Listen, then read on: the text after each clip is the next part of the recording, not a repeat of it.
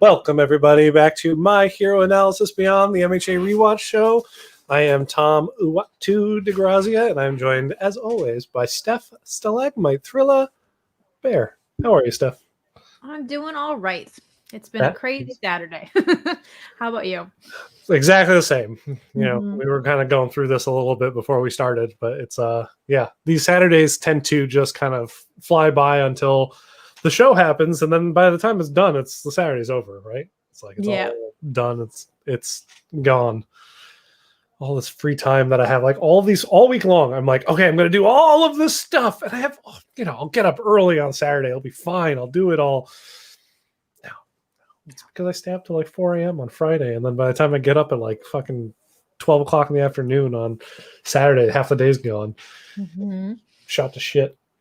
But I see we're already joined by Dan, who joined us on live last week, and James. How are you guys?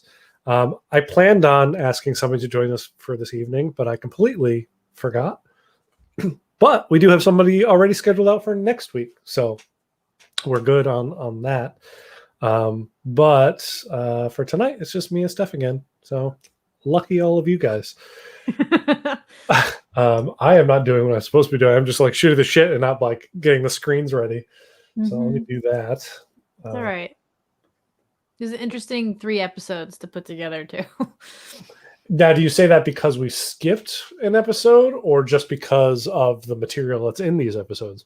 Just kind of the material. It seems like it's a lot of stuff, but it's just all over. Like it probably happened within like 2 hours of this test, and we're getting like everything in 3 episodes. So yeah, I forgot how much got covered in the 3rd episode tonight.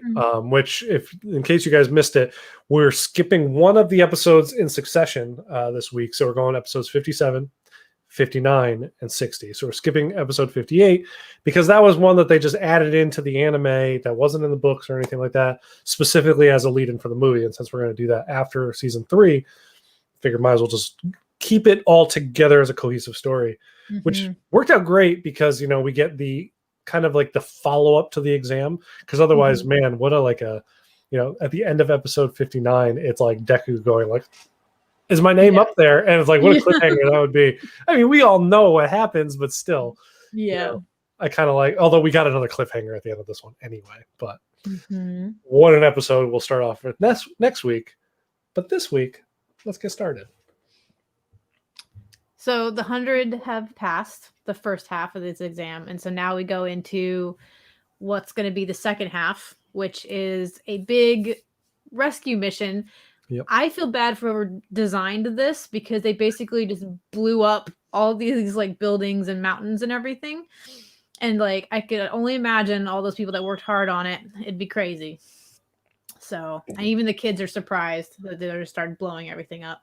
I love it. I mean, I love that they're not precious about like anything. Because I mean, you know what it is? It's like, you got to also imagine one of the best things about this whole My Hero Academia world is that it's so fleshed out in this superhero society where we're going to actually meet a group that's, a profession because of the superhero world. And I imagine like designing these training areas and then making sure they blow up safely and people can inhabit them and get rebuilt afterwards, like almost immediately.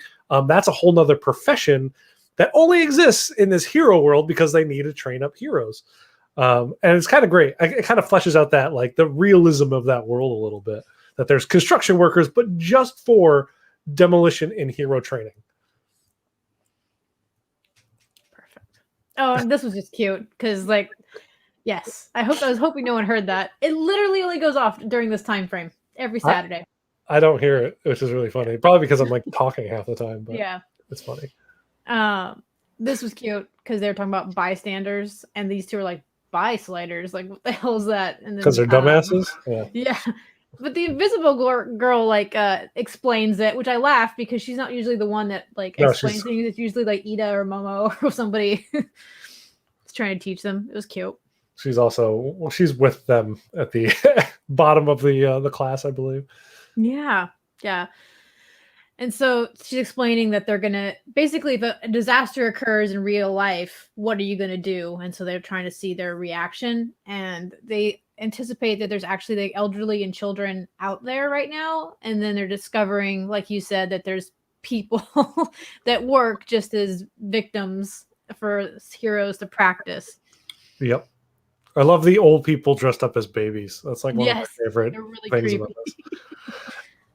And like again, they love using acronyms that like I mean, I wonder if like Hook or something like that is like a sound in Japan or something like that that like makes a similar sound to something else, because Huck for us is like okay, Yeah. it's not like anything grand. It's not like a word. It's funny. I think he calls it Huck from now on too. Like the way he pronounces it, he doesn't just say HUC. He says Huck the entire time. And then Ida and Deku both notice that it's a lot like what happened at the communal ward, where All Might was fighting All for One and all the people getting hurt. So it's one of those things. Rescue exercises. It's a really bland name. It really is. Yeah. I was trying to think of a name for our episode this week, and I was like, well, I mean, the episodes, because I try to riff off the episode titles of the actual thing, unless I'm like pressed for time. Like last week, I think I just called like end of round one because I'm like, I don't know, done. But like the all of the titles for this week were just like, eh. But like the third episode, there's a lot of difficult conversations. So I was like, oh, difficult conversation. Mariana asks, which has anyone seen the OVA? And yes, I know me and Steph have. But I would like to know why you propose this question. So please expunge whenever you're ready. This was adorable. Yeah. And Sero being a little like he's gonna run straight to the two people that are gonna react the worst to this too. Like, come on, dude. Yeah. He knows. No, he knows exactly what he's doing. And then like Minetta's like, what is this information? What rating is this information? And then I'll tell you if my attention is needed to it. He's like, oh, it's R18 or something like that. And he's like, okay, I'm interested. Tell me what's going on. Yep. Yeah. What a great reaction. Yes. And the reactions during this entire time. And then when they dragged Midoriya into it, like it was adorable. It was just a really funny moment. Mm-hmm. Yep. He thinks that he was just screwing around and not actually like doing the test correctly. And the Cammy girl is just like waving at him too, which is not helping at all. I think he does it at one point because I watched this episode last week, so I'm forgetting. But doesn't he like smooth it down to like, don't they calm down? And then she waves and then they freak out at him again or something like that.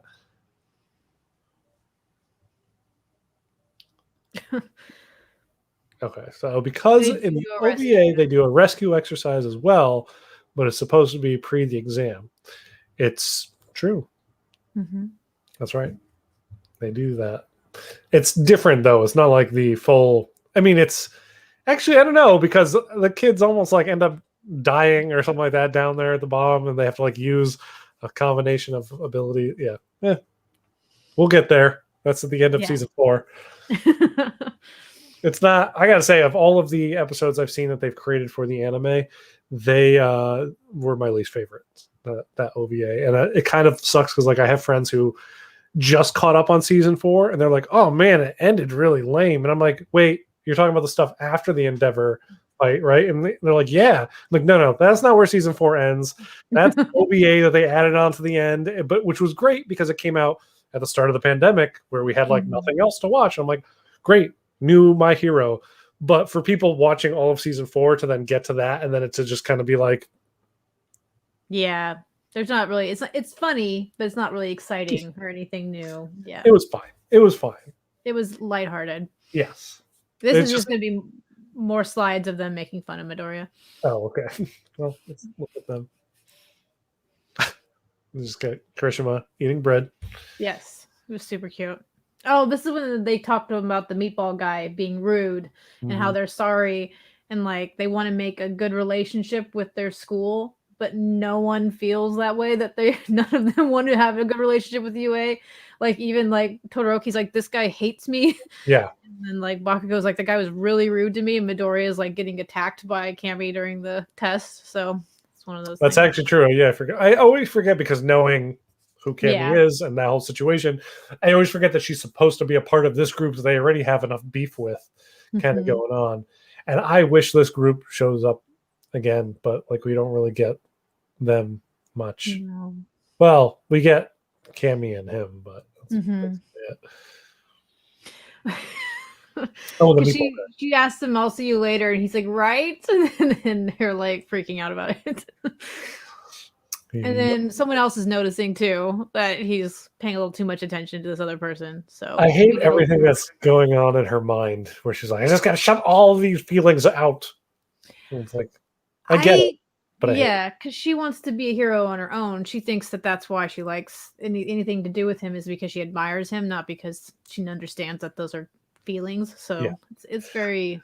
They're also kids the first time feeling these feelings, so you know, I get it. You know, it's new. You don't. What is this feeling I'm feeling? I don't understand. Yeah. Hi, Christy. She's in too. Then they start the test because they had like a little break. That's why they were talking and doing that stuff. And they're off to save people. And then Bakugo goes off by himself, but obviously these two are going to follow him from now on because they had fun the first time. Yep, of course. This man person that's man-child. It's a man-child. We can call him a man-child. Oh my god, he was so annoying. I'm just like, I wish that he would have got Bakugo because he would not have made it. I mean, actually, you know, if I would like to have seen what Bakugo's reaction would have been, because this kid's injury is supposed to be very like a serious one, right? Like brain trauma is pretty serious. You know, and also like this kid's like, I'm shortening my breath and all that stuff. So like, there's obviously something with my lungs wrong too. Like you're supposed to notice these like little tiny things that I'm doing. Which is ridiculous because you're like just running up to him, and poor Midoriya ran up to his first instinct is to say, "Oh, what's going on?" Not, "Oh, you're gonna be okay." Yep. Which he slaps himself because he remembers All Might and how All Might reacts to these kind of things and what the presence is that he needs to do. And also, then he realizes also that they're being graded by the people they're rescuing. I think is his group the only group that realizes that? I don't think anyone else says anything like along those lines, at least that we're treated to.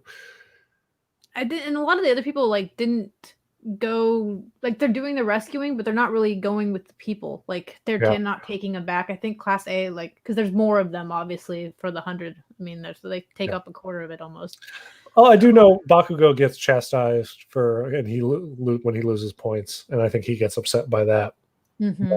I also love Midoriya's reaction here, where it is very sincere, and he's like, "You're right. I should be acting better." Like he takes this kid who we both agree, and I think everybody watching this agrees, is annoying as hell. Yeah. But he takes him like super seriously, and you know, like, okay, I have to take this kid at what he's saying is absolutely right. You know, I gotta take all of these things into account, and it's cute because that's very Midoriya. Yeah, the one score.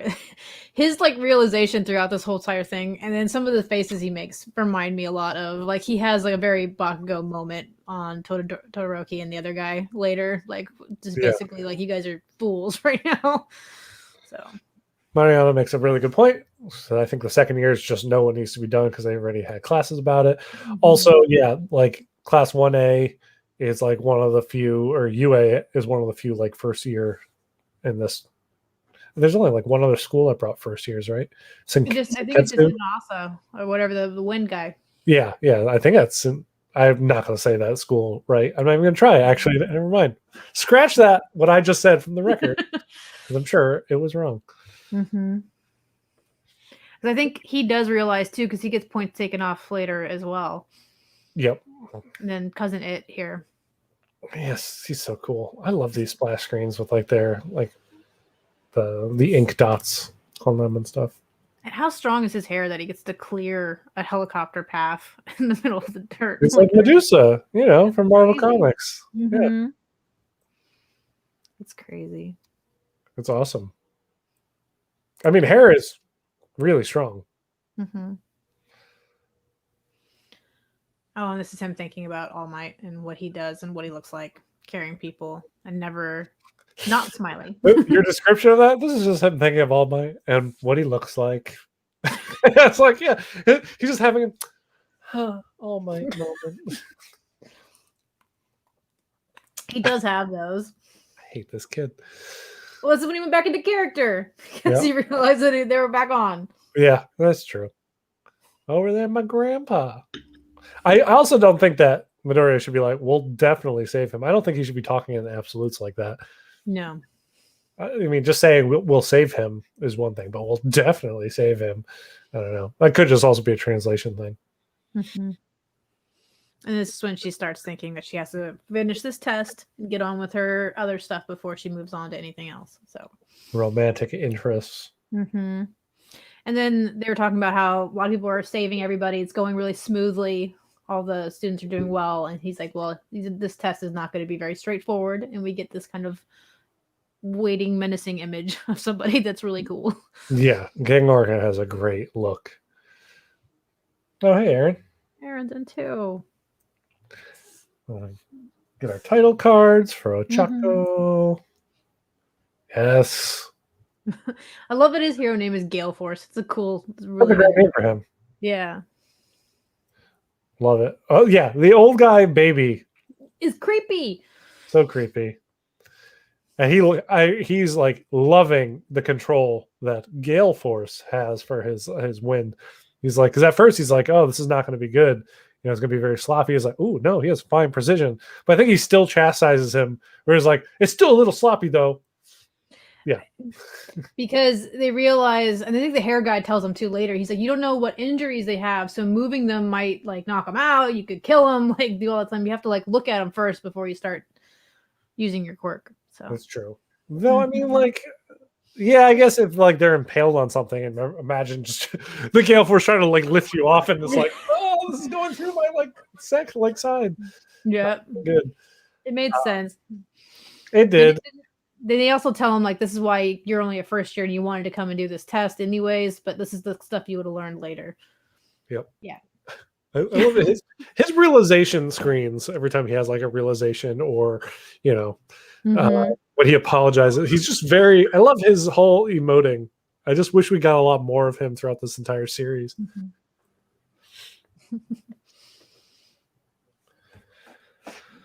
His wins. How many wins Anasa was controlling at one time? Yes. Yeah, he's controlling a ton.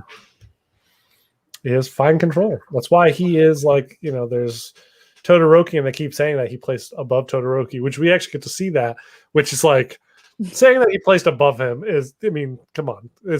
They're like neck and neck. Yeah, ridiculous. It's crazy. All right. I remember what's after this. Oh. Yeah. This conversation was just like kind of like, I think it was just to talk about Stain again, but like they're talking about how this guy kind of admires Stain for talking out the heroes that are not so great, and like that's why he yelled at Bakugo, because he views him as being one of those heroes that's out for money and fame, because he is kind of rude, but that's definitely not him. But they kind of go through this. Yeah. Then we get back to them. Yep, and they were all working as like a giant team, basically, to kind of help. And I think it's Momo found a group of people, and Ochako rushed in. She was going to save them, and then they're like, "No, take a very overview your surroundings." And like the guy that was trapped was ready to like dock points until Momo stopped. And be like, "No, if you make one thing float, all of this other stuff is going to come crashing down." And that's where Sero comes in to start taping up these rods that Momo's creating, these beams. And Sugar Rush over there is like helping clear stuff out of the way. They're just building a bunch of stuff. It's actually a great use of all four of those characters too. It's really nice to see the mixes. Yeah. It's kind of odd. And then she gets to go in and like she like moves like these little tiny rocks that she's like throwing them to the strong guy. It's super cute. It's pretty funny. It seemed like a little bit of waste of time, but yeah. Well, that's what they even said. They're like, this is gonna take forever. So the old guys aren't in there. Like, okay. And then I like how he points out, even though he didn't pass, but it didn't phase him. Oh yeah. Yeah, the meatball guy. Yep. Oop. Did it again. I do that all the time. And I think this is when they start realizing that all their quirks are going to be better taken care of different areas, and that this is okay to split up this time. They're not going to get attacked by everybody. They're going to have to actually utilize it for something else. So at this time, they don't even realize what's on the way. No. So they don't know. They're just saying, hey, we should prioritize making sure everybody's safe and sound. Therefore, we can kind of, split up. Teams of 3 with everybody's powers together. They should be fine. Yeah. So I think Froppy goes to like the water and stuff like that. A ridiculous way to use his powers. Like, I guess I thought he was gonna like use it like into the hole too. So I was like, oh, I was waiting for it, but then he just like, here's a flashlight, and the other guy's like, yes, that's great. They lit the. He was super excited about it. But I mean, if he blasts into the hole, don't forget it's a laser, and it's an offensive laser. It would blow a hole in there, and then the whole thing would come crashing down. I actually thought that he was going to be using it the first time going through this. I thought he was going to like blow stuff off of the top of things, like, oh, let me blast away that rock or something like that. It's like, no, I'll just lay here, look good, and shoot belly button lasers up in the sky, and just illuminate the area. It was funny.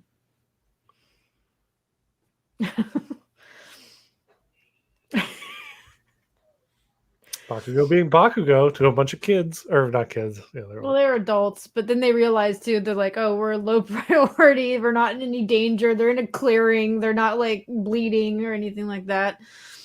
Best damn lantern. Yeah, but I mean, he gets knocked points there because he's super crass. Yeah.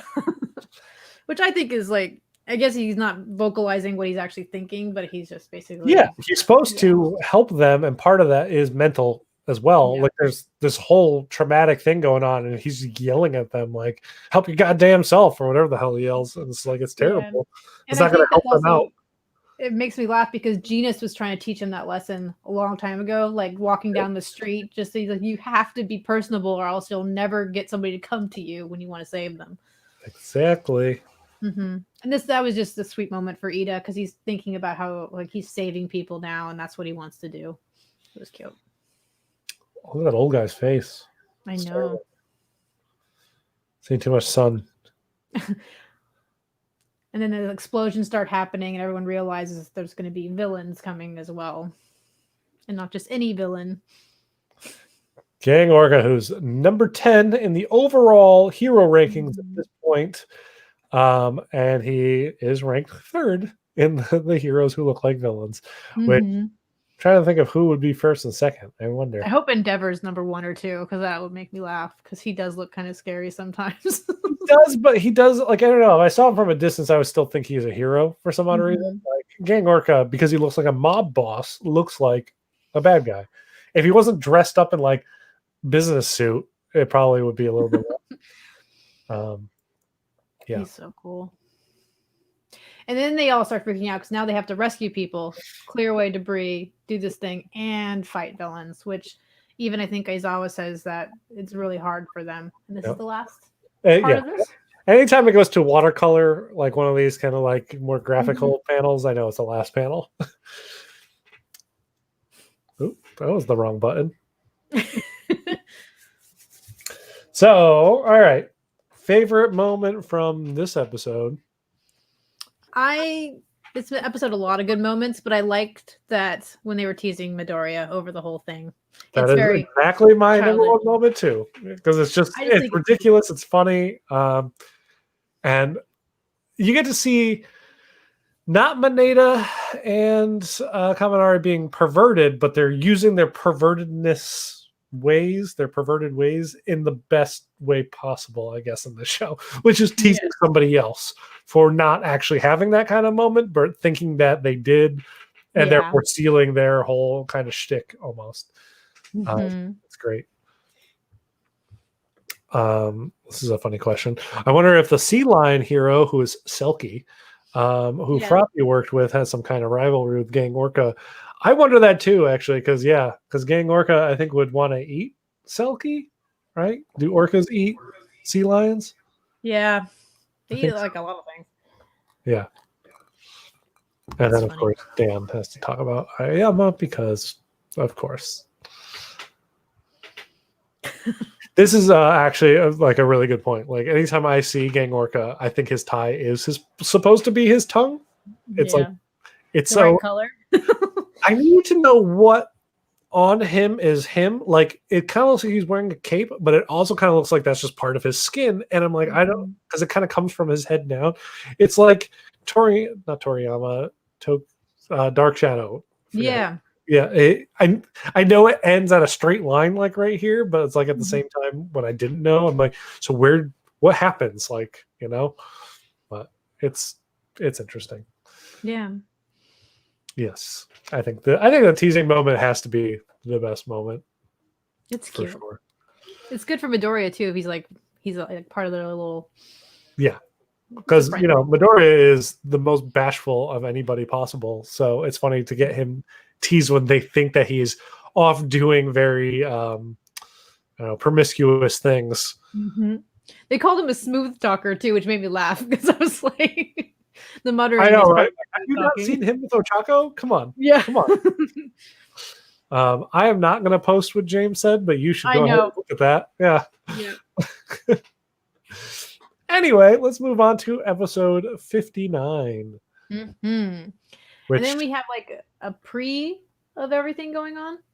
So it said 3 weeks earlier when they're kind of setting up the test, I believe. Here's an interesting thing. Mm-hmm.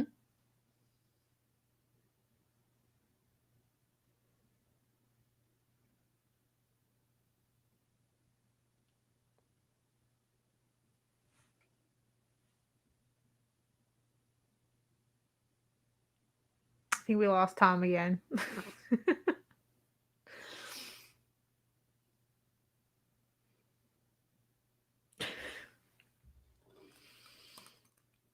You give it a couple minutes.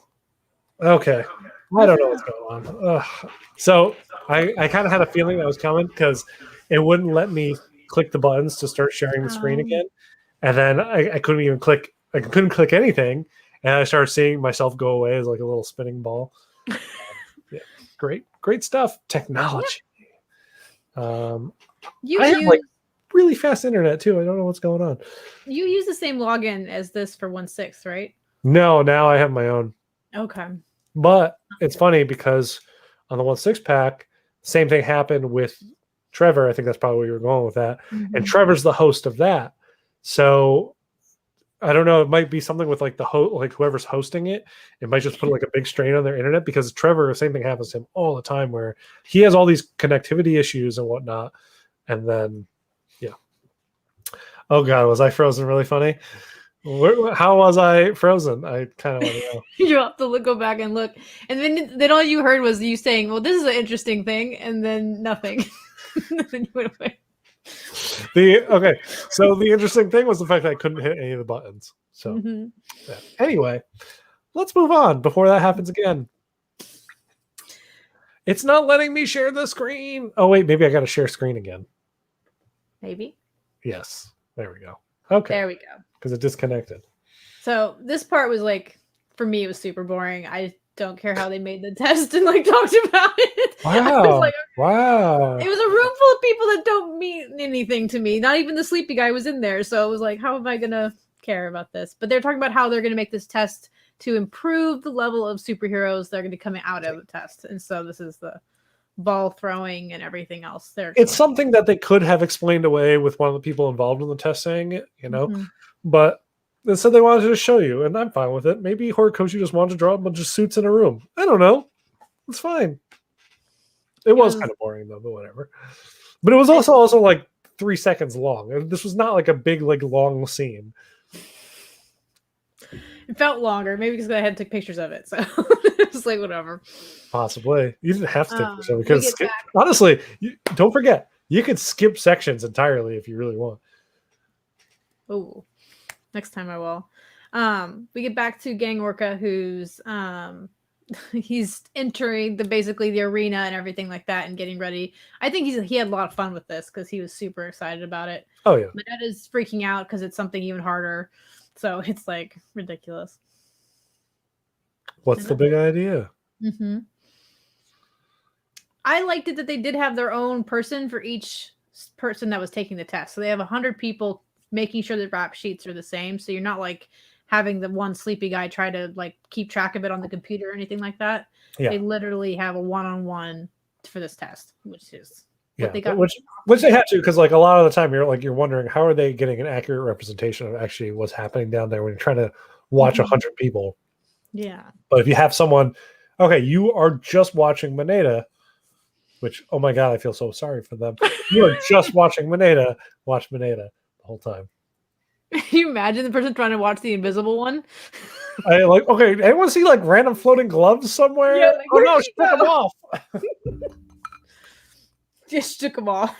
She's doing her stealth thing. Mariana takes umbrage with your calling it boring, I think, a little bit. Yeah. I just feel like that's redundant because they said it. The Sleepy Guy says it all, like in the first part. It explains. Sleepy Guy said it. Meatball Dude said it. Stain really said it. Yeah. So like, I think we're kind of like learning a lot that the world. Yeah. I think the presence of All Might, while it helped out a lot, it also let a lot of people be like, I don't really have to do much because we got All Might. I can just kind of, collect my paycheck and kind of move on. Mm-hmm. I just thought they could have been showing more action scenes. We didn't need suits in a room for an animated part. What in the world are you talking about, James? What is this even in reference to? I'm assuming it means boring scenes where they talk a lot about stuff, but I don't know. I haven't seen Clone Wars. So. Oh God, don't. If you haven't seen it, geez, don't do that to yourself. I'm sure then James probably loves it. Oh, James loves it. Yeah. Yep. James hates sand. Of course. That's a scene from Clone Wars. Anyway, let's move back to Orcanus or Orcanus. Is that the Latin term, like the actual like sciencey term for orca? No, I don't think so. I mean, I could be wrong. Like, I am just my own guess. This is based on no knowledge of the subject whatsoever. I'm not a marine biologist, but I just assume that they just kind of like, it's kind of like orca-like, Orcanus. Because what else would you say? Like, it's orca-like. Like, what other time would you ever use that word in a phrase? What do they say for Froppy? Don't they just say like a frog or something? I think her quirk is frog. They could have just put orca. Yeah, but his name is Gang Orca. Quirk Orca? I mean, come on. If Froppy's name was Frog Girl and then her quirk was Frog, it's a little redundant. I don't know. Someone with Google, find out if that's actually a real term. I would like to know. Being all kinds of questions this episodes. Hey, why not? We flew through that first episode real quick. Mm-hmm. There were some really cool action sequences, and they didn't freeze frame very well. His like, okay, all you gotta do is ask that. Dan knows. Look at Dan with the knowledge. Perfect. Oh, okay. So it's like Orcanus Uranus or something like that. Oh yeah, there you go. Okay, so totally makes sense. Oh geez. All right, let's just go through all of this then. When I talk about how Jedi are losing their way, and I'm talking about the Clone Wars series, not the movie, the amazing movie Attack. Okay, don't watch the amazing movie Attack of the Clones, but do watch the. I'm sorry, I said amazing movie. Don't watch the terrible movie Attack of the Clones. Watch the amazing cartoon Clone Wars. Though, to James's point, it varies in quality a lot, but there's some great stuff.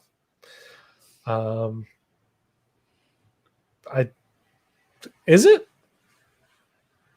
Oh, is the guy like Gang Orca Native American or really?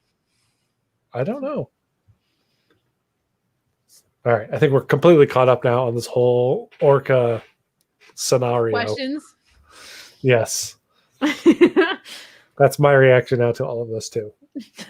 Mariana nailed it.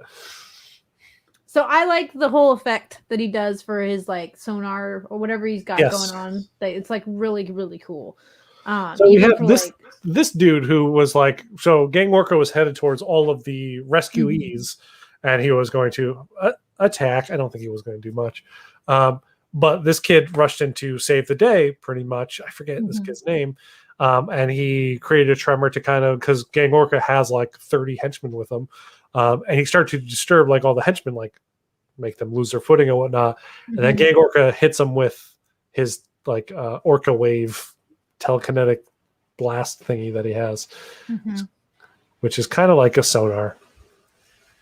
I'm glad you caught this, because while I was watching it, I'm like, have we ever discussed the fact that he could actually control his tail like fingers? Because that is a pointing finger. Mm-hmm. I don't know. Because like I imagine the whole tail just being like it's that way, but no, he's like, oh no, my hair on my tail, I can make a pointing finger going that way. And I think Shindo got knocked out by the sonar thing right before, and then he was about ready to like basically take him out of the fight, and then Todoroki showed up with the ice, and then someone else is showing up now and blew all the ice away. I like that. That's how Midoriya thinks of. It's the guy who turned down the most prestigious school that I've dreamed my entire life of going to. Yes, Mariana's correct on that one too. Yeah, I like that. Wait, Mariana's correct about what? The Deku's surprise when Shindo's like really rude later on. It makes me laugh. He should be used to it though, the people just yelling. Let's leave that up there. Oh wait, but hang on, we'll throw that up there too. Aaron says don't skip. Let's keep in the chat in it. There All right. Oh, why did it go away? There we go. Mm-hmm. Awesome. And then Orca, for once, is like super impressed by this. They're going to continue on saving people. They're moving the whole camp. They have two very, very strong people that should complement each other in a fight against Orca. And then they don't. So, like, this whole point, he's like really impressed. He's like, oh, this is going to be great. I'm going to have a good fight. This is going to be fun. And then it like they're two south. Like big move kind of offensive capability type guys. And then, their abilities are not working in conjunction with each other whatsoever here. No. And I'm assuming that both of them are not big science people either during this entire time. I mean, Shoto did place pretty highly in the end of the first year terms, but also at the same time, he might have placed highly, but he's been shown to not be the smartest. Because they and then both of them start fighting because they obviously have a little bit of beef with each other. He doesn't know why the wind guy doesn't like him at this point in time, but he's annoyed that he's like in the way basically for this point. So, and then you get shot. They have cement guns, which is ridiculous. It is, but at the same time, I mean, like most of these kids could probably get out of cement pretty easily. Mm-hmm. Or there's other people around that could help. Yeah. I'm surprised he can't like just freeze it off, because I would think he would. I think maybe he does. He has it through the entire fight, because I thought it was ice for a while until I really remembered this part. And he starts talking to him because the wind guy's yelling at him that he won't work with him because he hates him and he hates Endeavor. And so that's all there is to it. Yep. And then Orca's like, okay, this is just ridiculous. Like, why are you two fighting in the middle of a test? But we learn a little bit more about the whole history of why Inasa hates Endeavor and in turn Shoto. And this is so sad. Yeah, but his like interpretation of why Endeavor looks the way he does, like how do you put this? The way he looks at his eyes and says, you are looking at somebody who's not there and always looking at them instead of looking at everybody else around you, basically. And he sees the same thing with Shoto because Shoto's thinking about Endeavor and hurting him, is very perceptive for him being super into passion and running around and being ridiculous. So.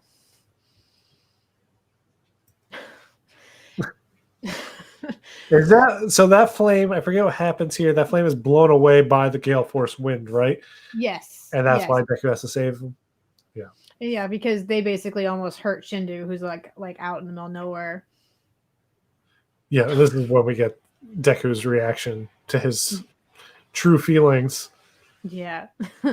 And I think I agree with Mariana here. I mean, but the problem is Shoto did not realize, like, also, I mean, this could probably vary wildly for different people, but if you don't, like, let's say, get along with your parent or something like that, and then somebody else doesn't like that person, just because you don't get along with them doesn't mean you're still not going to be defensive of them, because they are like your family, too. Mm-hmm. It's one of those things where, like, yeah, maybe you don't like them, but it's not you to not like them. It's It's me because I've dealt with them my entire life. I have to deal with them.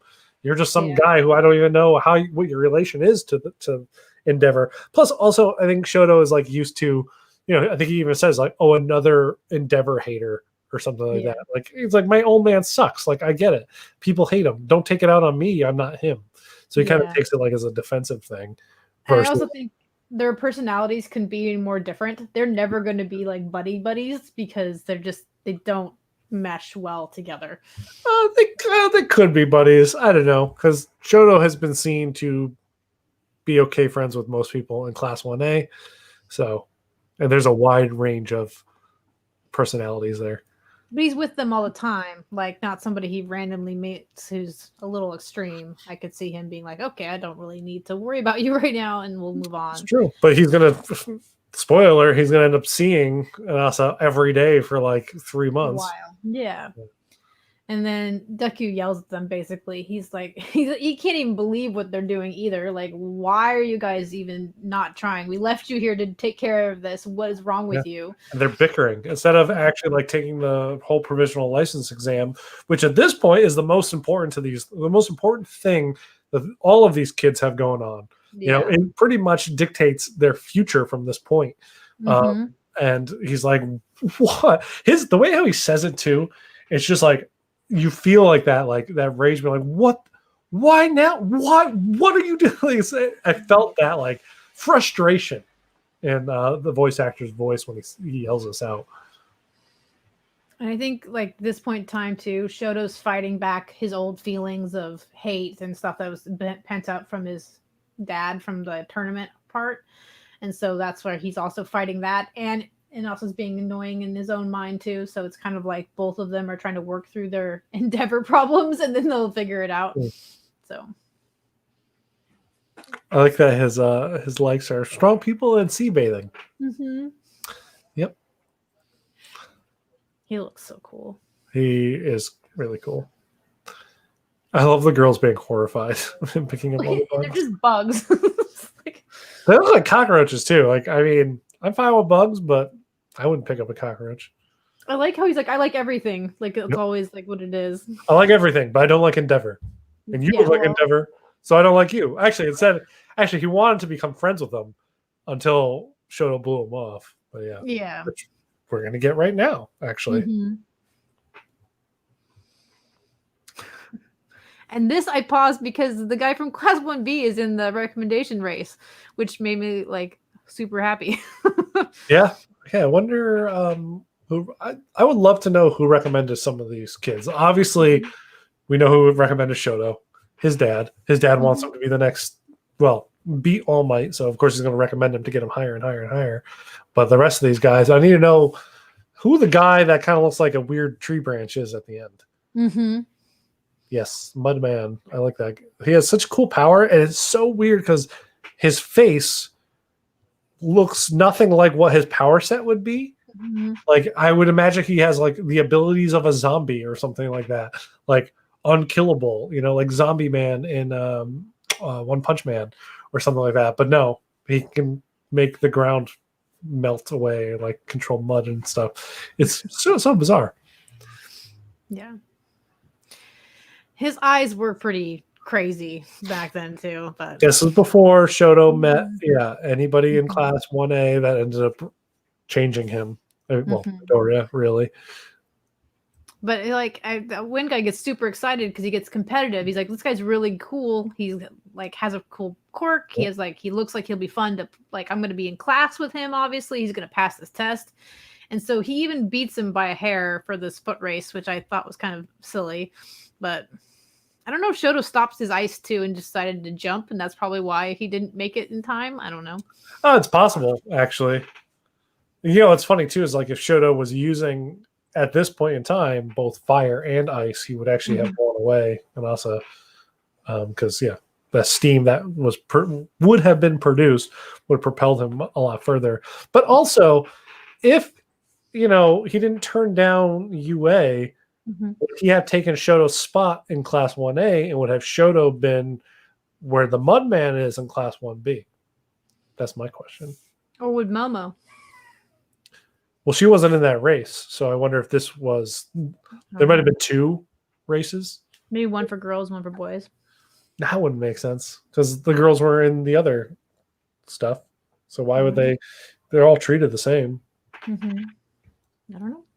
Maybe these ones have more physical quirks, and then they put the ones that have a different type of quirk in a different type of test. I was laughing at stiffening dude rescuing people like he was. Yeah, I was laughing at that too. I like while he's moving around. You remember the stiffening guy who was just turning the balls into like rock balls? Yeah. And he's just like, "What are you gonna? What's your power gonna help you here? Let me make this hard rock that's on top of you even harder." I don't know. Maybe he can make a cast or something, like cast their leg into something hard. Seriously, Sarah's powers were like the best thing for rescuing. They're like, "Oh, can you need to band that up?" Sarah's like, "Sure, let me get you some tape." Like, I mean, Sarah, he gets really fine marks in this. mm-hmm. This is what he's talking about with the eyes. Like he's like, he can see them not looking at anybody else. They're so focused on their own hate. Suppose a hating endeavor at this point in time. Mm-hmm. And then, this is what he remembers him. Yeah. Yeah. He's like, how did I not know that was him? Because he's both. Oh, because he didn't look at him through the whole history scene that we get. Mm-hmm. Shoto never once actually like looks in his direction to like look at him. Duct tape does fix everything. It does. As with the T. You're right.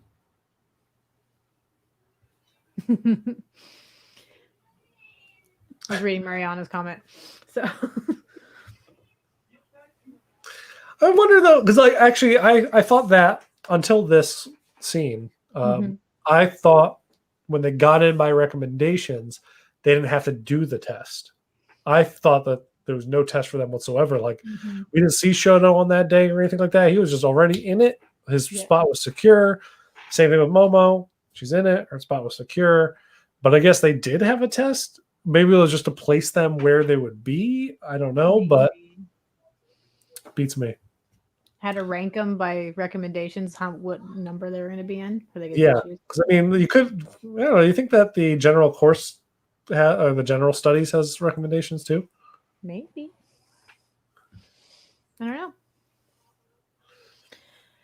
This was super. Like he blasts the wind guy off, and then he like grabs Shoto around the neck and basically like blares the sonar in his face too. Yeah, takes them both out. And then they both realize they've been fools as they're face down paralyzed. Face down paralyzed, but both their powers are wide ranging. So even face down paralyzed, they're not out of this fight yet, which is great. This is when Shindo like yells at him. He's like, "You guys are a bunch of fools. I was trying to do something." And like, he's like, "Your stupid buddies can't do anything at all." And then, Shoto's trying to think about how they're not compatible, but their powers are compatible. That was the whole point. So then he realizes, But they're not compatible when they're not working together. No. You know? And so he's thinking about it, And he feels like if he gets the fire off, the wind guy will get the idea, which is a lot of respect and everything for them, so... Because at this point, I think he can't like move his arm, so his fire is just going up. Yeah, he's like, "You need to get your wind over here to pick the stuff up and bring it around." Yeah, and which he in turn, because he can control the wind no matter what, right? Seems that way, yeah. Which is really cool. But I think probably like Shoto probably can control a lot of stuff too. It's just it might just not be. He's not at that point yet or whatever because he's trying to balance. He's been focused more on doing both at the same time than maybe controlling one without moving an arm in one way or the other. And he even says that it slows him down, but he didn't have to worry about anything because he's paralyzed, so he can do both and it won't matter. Yep. Yeah, because he prevents them shooting him with more cement. But like the wind just carrying the fire over there is just crazy. These are some great animation stills, like for these close-ups. Like I was thinking about using these as a splash screen for the episode until the third episode came up, and then I knew what I wanted to use. But some great scenes, great close-ups. This is when they started trying to shoot him, and he made the ice wall, and they're like, he could still use both of them. Yeah. Yeah, Gang Orca was very impressed by their whole ability here. A, working together. B, and also being able to control the wind while being like incapacitated entirely. Yeah, a lot of this. He was applauding them pretty much up until the end of this whole scenario. Well, he said that it's not going to help them. They're already done for. So he was just like, it's nice now, but you guys should have done this earlier. Yeah, but he is also they are preventing him from doing more damage to the others. Oh yeah, he grabs their cement gun and shoots the other guys. Yeah, and then because they come back and help them because they've almost saved everybody. So a lot of the kids are coming back. And he's realizing that there's only like 3 more people that need to be saved or something, like some smaller number, so he can sleep soon. Is what he was all concerned about. And then you get all the kids jumping in. Yeah, I loved seeing all the kids kind of like show up at the end to kind of help. And the hair guy. Froppy with their camouflage, which was super cool. It was very cool. I forgot she could do that until I had like done a picture of Froppy, and I was like just reading up on Froppy again. I was like, oh, that's right, she can camo because she like doesn't do it much because up until this point she hasn't like learned it.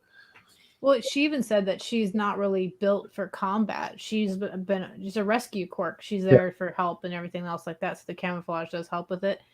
This, by the way, was like the coolest thing ever, that he has water on hand so that if he gets into situations like this, he doesn't have to worry about it. Makes the most sense. If you're this kind of hero where, you need water, it's kind of like Froppy needs to start having some like heaters built into her suit, in case stuff gets cold. That was awesome. They had a lot of good Todoroki. I don't think I had anything. I think that they're all of his sidekicks, right? So they're supposed to also have powers too, but they're supposed to act like the gang. So they were given cement guns, but like, okay, use this. While Gang Orca had to wear all these restraints and whatnot to kind of slow him down, make him a little less powerful, this kind of stuff too. So I think they were just like, let's pick a motif to send our henchmen out as. We're going to be cement guys. I think. I don't know. I didn't see them as like that's like what they normally use. Yeah, there you go. It could just be from the people that created the test too. They're like, this is the safest thing you can use. It did seem though like the way how Mariana says this, where I think they gave him this crew for the test. I did think that they worked with him before, just the way how they revered him and kept speaking about Gang Orca as being like the boss. Like I felt like they had to be his henchmen, not his henchmen, his sidekicks, like of his firm, his hero firm, just dressed up to play the role of these henchmen for this. Because they knew about the drying out too. Because they were like mentioned, they're like, oh god, we forgot to help him with that. And also that could go in part to also say that maybe it was a team that the provisional license gave them, because everybody in this world likes to do their homework and make sure they're the best possible they could possibly be in the given situation. And then Deku comes in there at the end because Gang Orca's like, this is not enough, the fire and everything going on. And obviously Todoroki and them are like they can't move, can't do much more.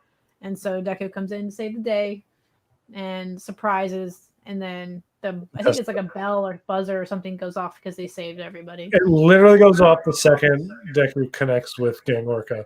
To which Gang Orca like later was like, it was a good timing because I didn't know what was about to happen, because that was a surprise thing for me, and it could have gone bad pretty quickly because his armor was even cracked from the kick. As we get the beginning of the results pretty much here. And this is the end of this episode where he's just like trying to find his name. Me. And at first, like, because in this scene, which we'll pick up on in a second, but Maneda's standing next to him and he's going me too, and I'm like, why is Maneda looking for Midoriya's name? And I'm like, oh wait, duh, Midoriya. I still have that second. So, favorite moment of this episode? I'm trying to figure out where we started in this episode. This is all the rescues and everything all at once. I think I just really liked like them watching them do what they're supposed to be doing. So they're like doing pro hero stuff. So all the kids are getting out there, they're getting their stuff done. Yeah, there's some cool fights. Gang Orca is super cool, but I just like the beginning where you get to watch like Momo do her thing. She understood how things are gonna work. They're using their powers for like what they're supposed to. It was cool. I really liked my favorite scene is when Shoto and Anasa start working together. Just because like I really do think that the animation like drives me in a lot of times, like, oh god, I love this moment because the animation is just striking. The close-ups of their faces and like the rage and like all the lines that they were throwing in, Studio Bones did a killer job for something that's just like kids taking a test, didn't have to be super dynamic, but it was, and it was really, really cool. I really liked it. And then, following up with Deku kicking in was great too. I loved Ojiro actually having a moment beating up the bad guys. That was cool. I noticed that too. Like, oh, cool. Ojiro's actually doing stuff, using that tail, doing tail things. Well, I like how they're like, we're gonna take Anima to a place that has animals. They're like gonna usher him somewhere, like so he can win too. It was cute that they're all thinking about each other. Yeah, because Shoto goes off of Froppy to an area where there's water. They have a third person with them. Who's their third? The invisible girl, because he made her gather firewood to help with drying out people. Right. That's funny. Well, if you have other favorite moments from this episode, whether we covered it already or not, let us know. And I say we find out the results to this test. If I can figure out why this is happening. And we're good. It's a lot of names to put up there too, because it's like, I mean, not a lot. I mean, some of them didn't pass, but did we count to see how many people failed? I mean, I'm asking that, but no, clearly no one did. 7 times 3, 6, 9, 10, 11, 12. What's 7 times 12 would be 84. 84 people passed. So right? 16 did not. Yep. So interesting. I mean, we'll cover that, later, but I wonder how many. I think there was only like 5 or 6 people in that 3-month training. They split them into 2 groups because remember their group was the troublemakers, so they got extra attention. That's right. Yeah, because it's the 2 schools with the S, which I'm not going to say because I don't know how to say it. And then just Bakugo and Todoroki, right? It's just the 4 of them together. Yeah. There's 3 from the school with the S. Who's the third? Is the Meatball Kid on with them? Oh. But he didn't make it to the second round. I thought only people. Oh, that's right. He's just. I think he's just there. He's not actually like participating. Yeah. He's in the crowd with Endeavor and All Might and whoever else is. All the goodies. Yeah. Which was one of my favorite parts about that whole stuff is like the stuff in the crowd that happens during that, which we'll get to. Did anyone notice the person under Midoriya is translated to name? No one noticed that, Mariana. I don't know how to translate that. I thought the person under Midoriya was Mineta. If Mineda's last name is just name, that's even better yet. No, it's Mineta. Minoru. It has another MI. That's why he's like. Yeah. Anyways, then we get to them like saying this is just them both freaking out over it, and then someone else freaked. It was a great scene of him freaking out. I think right before this that I was thinking about using for like the intro card too, but he had some good faces during this episode. Well, he has every reason to. This was super cute. Just him realizing that he's up there and passing. And thinking of All Might immediately. Oh yeah, there you go. Minoru. Yes. And I think they just go through all of them passing, like some of their reactions. Which I didn't get a lot of them because they would like put them in the middle. Yeah. Oh, the kids are so happy. I love Mineta just digs the knife in deeper into Bakugo and Shoto, mostly Shoto. Kirsty was like, I'm on there, but he like realizes it slowly and turns. He's like, oh shit. Like, I could probably take a couple steps away from this guy who's about to explode. Yeah. He keeps saying, yo, yo, yo. There's nothing after you. But wouldn't O come before you?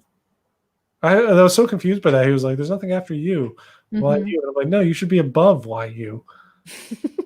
Well, then he definitely didn't.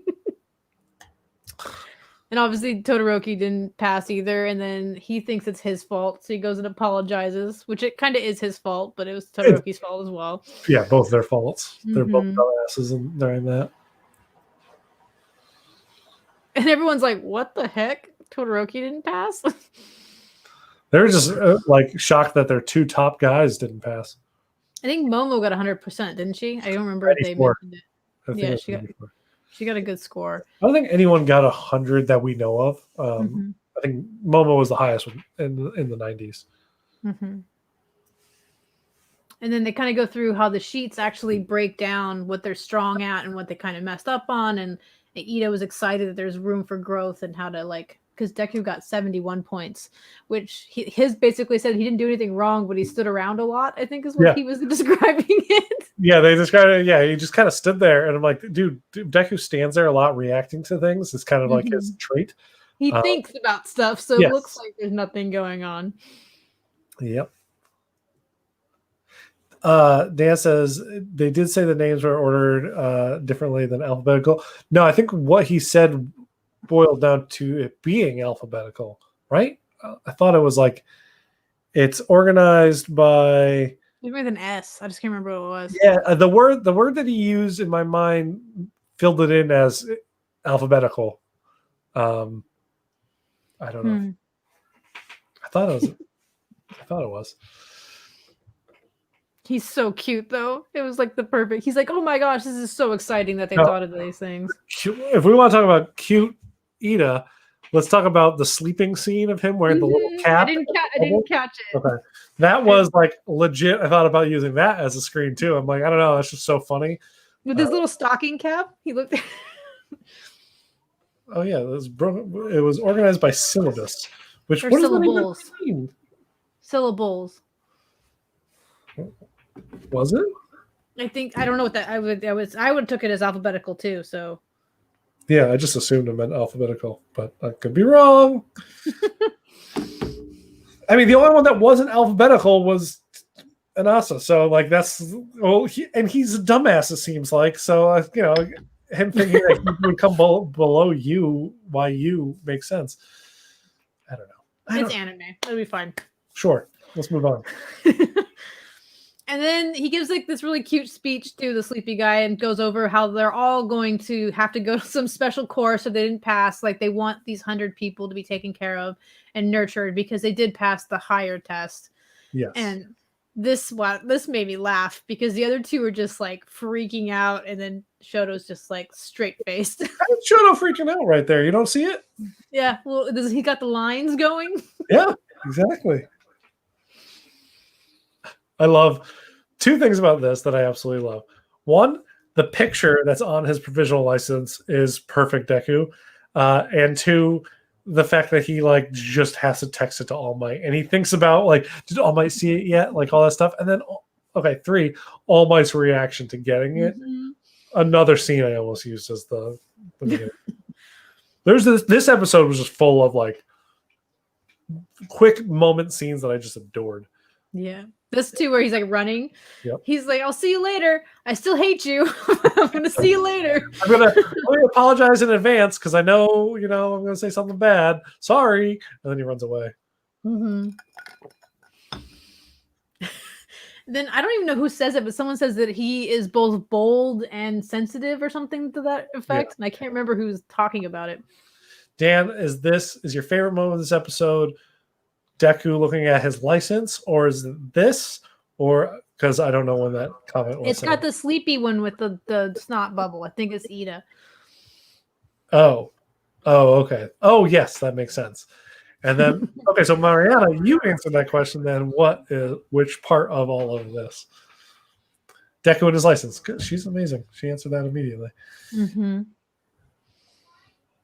it does refer to the subject, right? But it doesn't. How does that organize on a screen? I think we're hanging on to this thing for more than we should. Ooh. Yeah. What a dick thing to say. Hey, at least he's being honest now. He's not just glaring at him from the corner. Very true. Mm-hmm. I love that. Okay, out of all of this, Deku's main thing goes back to like 4 episodes ago when Cammy was like, "Oh, we learned how to conceal our presence." He's like, "I need to learn this technique. How do you guys do it?" And the hair guy's like, "What are you talking about?" Yeah. And then he's talking about how she went home because she didn't feel ill. Yeah. And he's like, "What big lips? What are you talking?" Oh, Cammy. She took a cab somewhere. Yeah, she wasn't feeling good. Yeah. But like, she didn't pass the first? No, she did pass the first exam because she was in the hall eating. So she was one of the fails. Mm-hmm. Which I'm assuming she just ran off. Yeah. And dropped all her gloop to become Toga. Mm-hmm. And she was checking in. Mr. Compress is just like yelling at her, like, "You need to check in more often. You can't just ignore the phone." And she's like, "I was doing something else. I don't have to worry about all this." Yeah, it was kind of a cute thing. She's like, "Yeah, I got some great details. Trust me, it was worth it. She got the tomorrow's going to like this." Yep. She got just a droplet. Just a droplet. Which will be enough for him to like her to transform into him for like just a brief second. Mm-hmm. If need be. And then we go to Tartarus and have a big conversation between One for All and All Might. Yep. This was perfectly timed, I think. This episode and stuff that's happening very currently in manga. A lot of this conversation comes up again currently. Especially with the way he describes how he can't get out. Yep. This is like his ever breathe. I think that should say he doesn't have any likes because I don't think he likes anything. He likes Tamora. Does he though? Yeah. It could be for his own ill-gotten gain, but he likes Tamora. I still won't need to learn what Yakushima Cedar is now, knowing that All Might doesn't drink, so it's definitely not like liquor of any kind. So I would like to know what that is.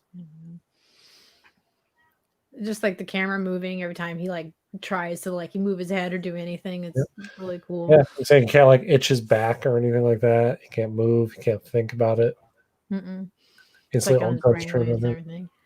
And then All Might's only there because he wants to know where Shigaraki is. Because he's like, you know where he is, just tell me. And then One for All is explaining that he doesn't know where he is because unlike All Might, he's already trained him to be the mean person that he wants him to be. And so he's already let his hens leave the nest or something like that is what he said. Something about like leaving the nest. And there's a couple of amazing things here that like All Might, while there's clearly somebody listening in because they're like when All for One asks a question, they're like, okay, we don't want him to know about the world outside, no news or anything like that.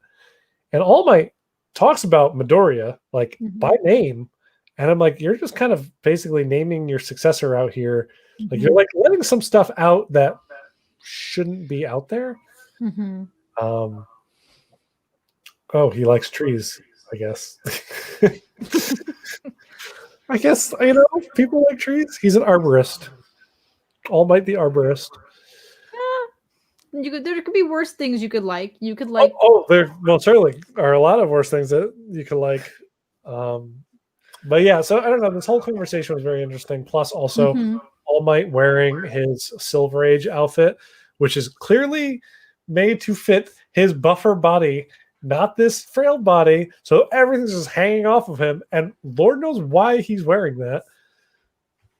So it's a nice. I don't know if it's supposed to be intimidating. Or I don't know. I don't even think One for All can really see. I was about to say the dude doesn't have eyes. Yeah, but he knows he's wearing his costume. So yeah, I did like it that he's like telling him, as much as you really want to be the symbol of peace, I don't. I want to be this really, really bad person. So you have to realize I'm not going to give you what you want. Yep. He wants to be the evil devil king. Mm-hmm. And then he kind of talks about like later, like you want Midoriya to be dead, you want me to be dead, and like all this stuff. Like this is your goal. And he starts like he's like, yeah, of course, that's exactly like the end game, basically. Yeah.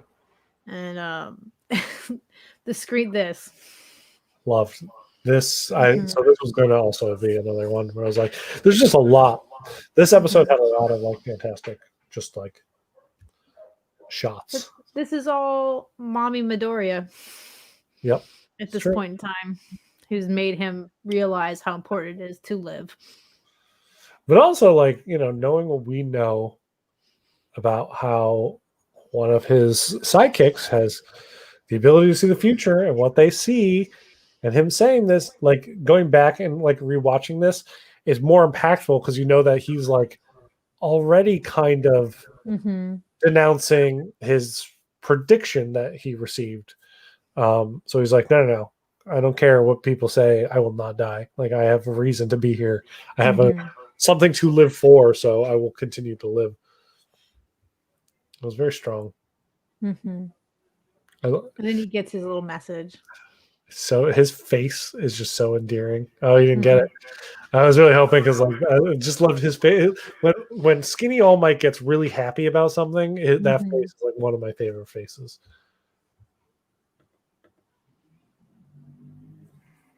Yeah. I mean, think about a guy who he's been alive for not centuries, but generations at least, because how many generations into One for All are we? So he's been alive a very long time. Used to getting anything he wants, money, power, whatever. I think that kind of corrupts a brain to the point where you're just like, I just want to be the worst thing that ever was, just because I am. Yeah, because they explain it later. Because isn't it like, I don't know. I think it has to do with the other part of the One for All and All for One story later on. Isn't it something to do with that at its core? Is that he just really, I don't know.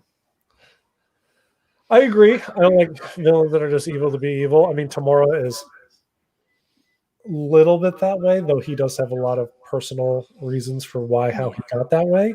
But the descriptions up to this point that we've gotten in the anime and have a lot to do with the fact that it's just like, I just don't like the way how the world is, how it is. So I have the ability to break it all down. I'm going to break it all down.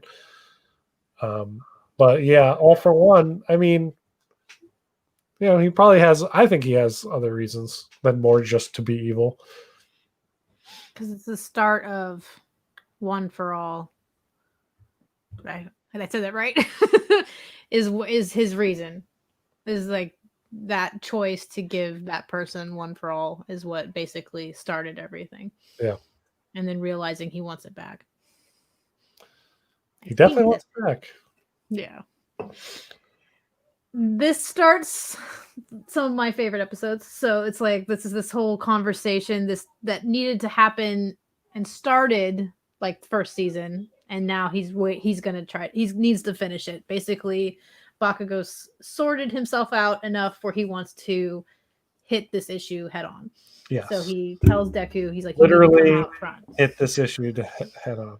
Yes. Well, he doesn't talk, so he has to do things his way. He's insufferable, is what you mean. Even though he asks to have a talk, he obviously doesn't want to talk. So. Yep. Yeah. Or Midoriya just can't enjoy his evening of revelry that he passed this big test, waiting for All Might to text him back, kind of thing. Nope. Some cute sleeping scenes. I don't. This was the only one I got because I was like, and Momo was super cute. Then you had Ida, yeah. But we kind of go to the important things, which is Bakugo remembering his childhood. Because you always get it from like Midoriya's standpoint, and this is now you're kind of getting to see the way Bakugo remembers things, and he's literally speaking out loud everything that everybody's been trying to assume about him and what he thought. And I almost think it's good for him as even like more that we know now in his character development. This is his way of processing his stuff. And he knows that he can say this to Midoriya because Midoriya is thinking the same thing because they've been through it together. Yep.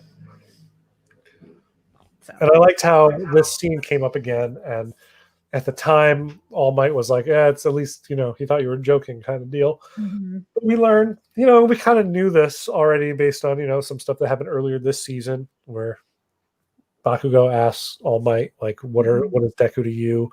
And him kind of like watching their interactions a little bit more, like him hiding around a corner listening to stuff. Um, I think a lot of it also keyed in with the fact that Shoto picked up on a connection between All Might and him, and Bakugo was at the end of the hall listening to that, and maybe not the love child angle, but he latched onto something from it. And yeah, we learned that this conversation never left Bakugo's mind, even though he brushed it off. And the thing is, Bakugo makes a point. Him and Deku both idolize this one hero. Yep. So anything that one hero does, Bakugo's going to watch. He wants to be him. That's his focus. That's the person he's wanting to be. And watching this hero acknowledge somebody that Bakugo doesn't want to acknowledge because he's moved on from this person, doesn't see them as useful or, anything. Clearly not useful, because that's exactly why he named him Deku. It's like, you're useful. Yes. But I think during this point when he has to say all this out loud because it's all internalized. Midoriya's feeling, he already understands that Bakugo feels this way, but Bakugo being able to say it is actually a good thing, in my opinion. But also Bakugo is saying, I wanted to be All Might's sidekick and then eventually surpass him. So the only way I'm going to feel comfortable about you having this thing that I want is basically he's going to want to fight him to see that they... And he says a great line too that I don't know if we have it in a screenshot or not, but I'm gonna guess probably not. And it's one that sticks with me the most. Is like, I'm gonna paraphrase here. Is like, while I wasn't paying attention, the person who I idolized the most, like, turned his eyes to you or something like. I forget exactly the line how it goes, but it's like it's a really intriguing thing because it's like. Yeah, the person who he wanted to like look at him like, I need you to pay attention to me. I want to be like you. I want to be the best. Instead, turn his gaze to the one person, as you were saying, is like, this useless kid, really him? And that's the boiling point, really, for this whole battle. But I think he's also noticing that there is stuff now with this quirk and everything else that Deku's got going on, that he is showing signs of things that Bakugo needs to pay attention to, that he wants to compete with and kind of see who's stronger and what's happening. And that's also why he wants to fight him. He doesn't want to fight him just to smear him. He wants to actually have a challenge and show. I think he wants to. I think personally, I think he wants to see that All Might made the right choice. It's like, if you can beat me here, then All Might. There's a reason why All Might chose you, kind of deal. Like, we need to find out who's better. And we all know how this fight goes out. And I think that even though Bakugo ends up walking away with a W or whatever, like, the fact that it went as far as it did, and like, we'll see next week. But I think he gets the answer he needs to get. But we'll talk about that more in depth. Well, the fact that you even noticed this. He's like, you guys are very obvious about connections between conversations that you're having, your reactions to things that are happening. That's really smart on Bakugo's part, too, to kind of put it all together in this manner. Yes, I agree. It's smart of him. However, also, as you said, they're not smart about hiding it. No. To the point where there's a lot of obvious stuff.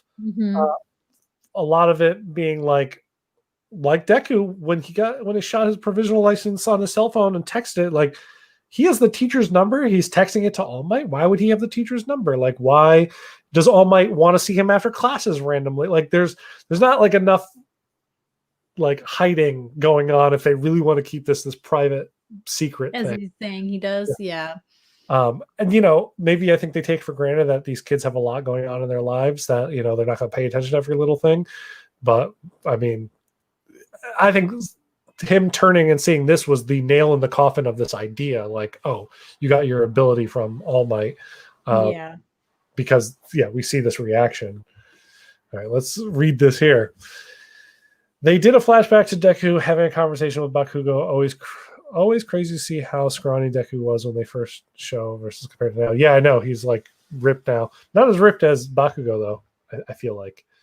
Bakugo, like, Maybe Deku just wears baggier clothes. But yeah. I did notice that what really like even sparked like the fight conversations, I think it was kind of going calm, is when he asked him about it directly because All Might didn't give him the answer he wanted. Yep. And Deku's like, well, what are you going to do with the information? And I think Bakugo was like taken aback and be like, do you think I would use it badly? Like in his mind, he probably was like, what is wrong with you? But it's the right question to ask. It is. I It's the right question to ask for sure. Did I skip a screen? No. Okay.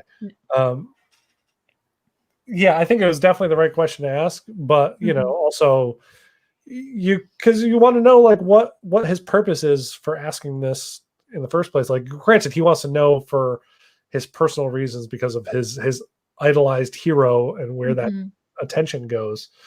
Let's see.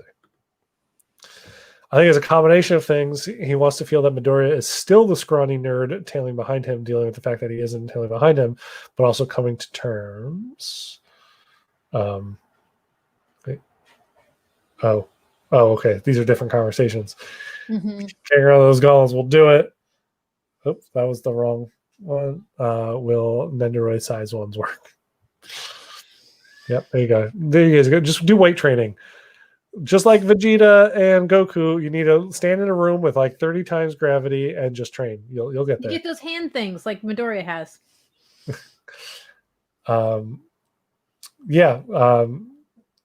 So I do think going back to Mariana's comment, yes, I think a lot of it has to do with the fact that like, you know, he wants Deku to still be that scrawny nerd, and rather than being the guy in front of him that now he feels like he's chasing, but he doesn't realize, doesn't know why he's chasing or has to chase this kid that's chased him his entire life.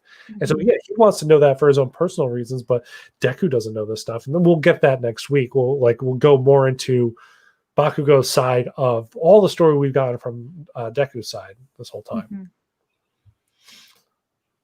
Yeah. Yes, which I think a lot of next episode deals with exactly that feeling of Bakugo feeling like he is the reason why All Might had to retire, which is not the case at all. And I think this is a needed conversation that needs to happen between the two of them too, because Deku's always worried and scared, doesn't understand what's going on with Bakugo, and Bakugo's annoyed. So him voicing it at the same time, I mean, Deku might need to punch him a couple times too. So it might be okay for both of them to kind of hash it out. Yeah. But. I mean, as we know, again, this is a rewatch. This fight, though childish on a lot of levels, ends up being the best thing for their freaking relationship. Right? Because like after this, I don't think they like fight really anymore. Like they are kind of slowly actually becoming friends / competitors / I was like, they're not friends. They're well, I disagree. Not for a while, but like it's the beginning road to a friendship, and which is funny because like Deku in his mind, this scene right here, they're best friends in Deku's mind. Like Kanchana's like his childhood friend. But yeah, it's the beginning on a road for both of them in a lot of ways, and it's cool to see. That's the end of it. Right here, right now. It's good. I'm glad he took it to some place they could blow up too. He's like, all right, and they're like, we're in ground beta. Like, I know Deku in his mind, he's like, we're gonna fight because like you didn't take me out here for no reason. Yeah. This is the place I destroyed a building with a punch. Okay, I guess we're here. I also really like this end. I don't know if this was the actual end screen of the episode. I think it was like a close up on Deku, possibly, but like this screen versus the screen that's on the top of my Crunchyroll for the next episode is the exact opposite screen of Deku, like serious face, like peering down at Bakugo. Like, yeah, I'm pumped to watch the next one again. I've watched that one a lot too. But all right, so this is a tough one, but guys, if you have a frame moment from this episode, hit it, because I would like to know. I don't know what mine is right now. I would have to think about it all over again. Oh, I think I know. I mean, the best moment in this, well, I guess it's not the best moment. Their reactions to not passing the test and then being able to take it again later, that was, to me, a good reaction. Them getting to say goodbye is a good moment too. But I do think my favorite one is Bakugo actually getting all his information and ducks in a row and now ready to really face his uncomfortableness with everything. So I like that part of this episode, but I still attribute most of that into next episode because it's the start of a conversation. Yep. Which leads into the next episode, which we get a lot more of it. So for me, it's Deku being really excited about his license and texting it to All Might, and then All Might's reaction to getting that text. Like that is just that sweet. I just love like mentor mentee, like that their relationship is adorable. And again, we don't know what the fuck happens to Deku's dad, but I feel like All Might is his surrogate dad, and the fact that he kind of gets to share this big special moment with him. He sent it to his mom too, but he's way more excited to hear what All Might has to say. I don't know if he ever gets that reaction, but we got to see it, and I love it. All right, let's go here. So I think because we don't do it here in the States, Baku never corrects Deku on calling him Kachan. Because it's a term of endearment, basically. It's a little friendship. Is that what Kachan means? Well, I mean, it's basically his first name, right? Because Katsuki is his first name. Yes. Yeah, and no one else calls him that. Wait, everyone else. Kachan is supposed to be like a cutesy version of Katsuki. I think so. Just because it has the K and the A. I'm pretty sure. I literally had no idea ever why he called him Kachan, but like I like the name, but I was just like, okay, sure. we know Dan's favorite moment. He does a little snot bubble. But more seriously, and also making peace with Todoroki. I like that too. I really wish we got more Anasa throughout all of MHA. There's one character I could hope to see more of in a future story arc. It would be Anasa. Katsuki-chan, Ka-chan. Oh, yeah. Okay. Duh. Yep. I guess I never. We talked about this did we? I don't know. I don't remember yesterday. Yeah. It's a common nickname of a boy whose name contains Katsu, according to Google. So Aaron doing the real work, the real legwork. I know about this. The adding the Chan. Yes, that I know. So like I knew that the Chan part of it was, but usually on anime, it is very much like a name then Chan, like Nezuko-chan, like that kind of thing. So that's why I think I was just, and I do know that like in a lot of anime too, it's like, especially fruits baskets, fruits basket. I forget where the S is in that freaking title. It drives me nuts. But all right. It's been a while since I've watched. I kind of forgot a lot of their names. The principal, who's the rat, the vice principal of the school organization that's right under him, starts giving him cute names, and he just takes like the first two letters of his names and then add Chan afterwards. So I'm like, I feel like that's the annoying thing to freaking do. So I guess that's what Deku did too. Kachan. Sorry. No, it's just him being like, you're my kid friend, so I'm going to call you something cute. Yeah. And then Bakugo being like, that's fine, you're allowed to, and only you are allowed to, is kind of odd. Yeah. I mean, he never says anything about it. I don't even think he ever gives him express permission to do it either. I mean, he hates it. Like when Mandalay sends out that telepathic like announcement being like, hey, some kid, Kachan, wherever you are, be careful. He's like, fucking Deku, that kid. Well, he knows it's him. I know. It works so well in service of the story. It's great. So, all right. So next week we have our end of the season 3 episode set. We got really exciting first episode to it, and then we have an introduction to one of the best characters of My Hero Academia in the episode, I think, right afterwards. You just get his face poking out of things. Okay. I was like, what? Who is coming up? Come on. Mirio. I got it now. Yeah. Hey, geez, Lemillion. I was like, who? Okay. He's one of the best. I love Mirio. He is one of the best. I will agree. And I was trying to think in my mind automatically went to another professional hero, very round and awesome. And so I was like, he's not in this episode. Yeah, we'll meet him next season, Mhm. which will have him will be in one of my favorite episodes because it's one of my favorite MHA kids. Gets a special. He gets a lot of moments next season. I'm really excited to see Red Riot get his starting line next season. I think my favorite is not even in that season very much. I think he's like in the first couple episodes, and then he is not there. Okay, wait. Your favorite in the first couple episodes? I would say Sun Eater, but we get Sun Eater later. No. Bakugo is not like in the season. Yeah.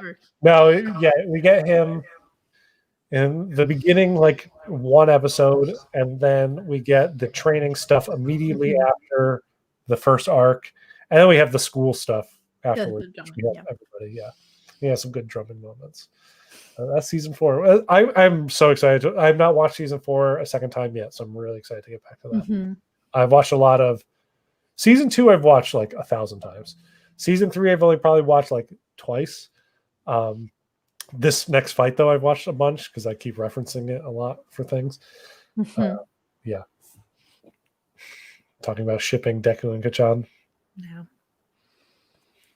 I'm surprised that that's the ship because usually it's Kachan and Kirishima. All right. So anything else? We kind of did all the housekeeping stuff at the beginning. Yeah. I think that's it. Unless anyone wants to talk about other anime, but actually, no, I don't want to spoil Promise Neverland, even though I want to talk to you about it. We can talk about it after the stream ends. Because that was the last episode that just aired was amazing. Yeah, and like there was okay, yeah, I'll save that. We will talk immediately after this. We're ending early, which is great. What is this? It's super cute, but what is that? Horimiya. It's on Funimation. It's like a slice of life. Oh, it's another anime. Okay, I thought it was a character's name from Promise Neverland. No, I'm like, yeah, because like unless it's like a show like My Hero where I read the manga or Dragon Ball, which I've had in my life since I was like a teenager, I have a really hard time remembering all the characters' names from things. Like I'm doing all right with Jujutsu Kaisen, but I'm not doing the best. But like I know who Toto is because he's obviously amazing, and Itadori. But what is this? Like, see? Oh, well, I mean, Dan, you can join in if you want. I can send you an invite. There you go. Yeah, we could do an off air chat. All right, yeah. So why don't we end this episode, and then we'll be back next week for the final episode of season 4 with special guests. Should we announce special guests? Or should we just say? Yeah, I was going to say this would be a surprise, but we might as well yell it out. It'd be cool. Yeah, we'll be joined by Mariana, Creation Odyssey, which I'm really excited especially because during this season, I think she said that she watched the battle that we have coming up a couple times already.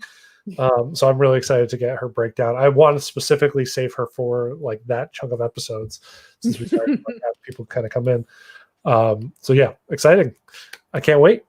All right, guys, we will. There we go. Perfect. We'll throw that up there.